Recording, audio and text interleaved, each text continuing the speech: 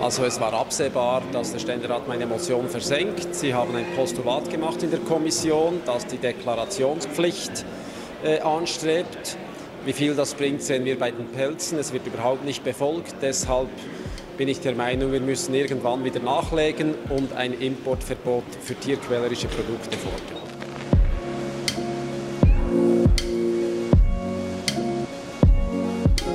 Also es wurden Lobbyisten eingesetzt von der Uhrenindustrie, von Fleischimporteuren, die den Ständeräten sagen, man könne das nicht kontrollieren oder es würde internationale Verträge verletzen. Und das stimmt alles überhaupt nicht. Denn zum Beispiel bei den Batteriehuhn-Eiern sieht man, es funktioniert, es geht und es verletzt keine internationalen Verträge.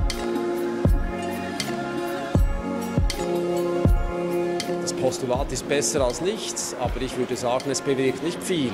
Denn bereits bei den Pelzen hat man gesehen, die Deklaration wird nicht wahrgenommen und es wird auch nicht kontrolliert.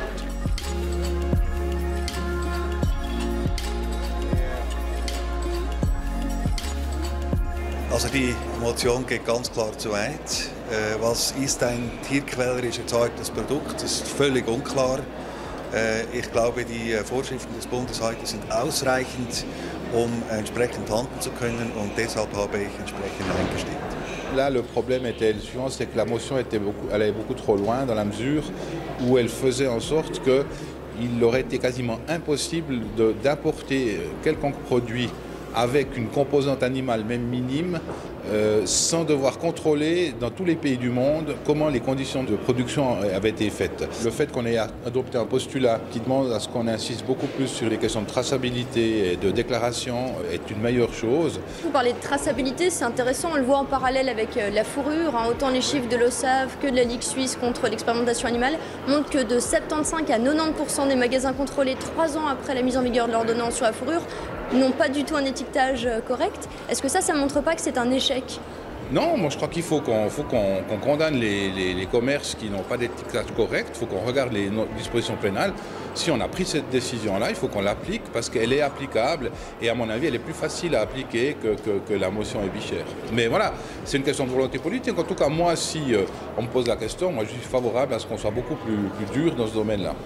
On parle du gavage, est-ce que c'est pas quand même de la maltraitance? Oui, alors moi je serais pas opposé à ce qu'on interdise le gavage et puis qu'on fasse en sorte que si les gens veulent manger du foie gras, ça ne pose pas de problème.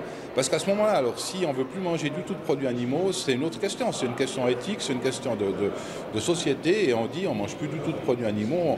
Parce que lorsque vous mangez un steak, ou que quelqu'un mange un steak ou du poulet, c'est vrai que l'animal a été tué quand même. Et c'est vrai que ça c'est une autre question qui se pose. Mais vraiment, en l'occurrence, je dirais que si on a voté non, c'est pas qu'on est contre la protection des animaux, c'est que la motion était quasiment irréalisable. Im demokratischen Prozess ist es immer so, dass wenn etwas abgestürzt ist oder etwas abgelehnt wird, dann muss man ein bisschen warten. Aber ich bin sicher, in 20 Jahren wird in der Schweiz kein Foie Gras mehr importiert und auch keine Froschschenkel mehr importiert.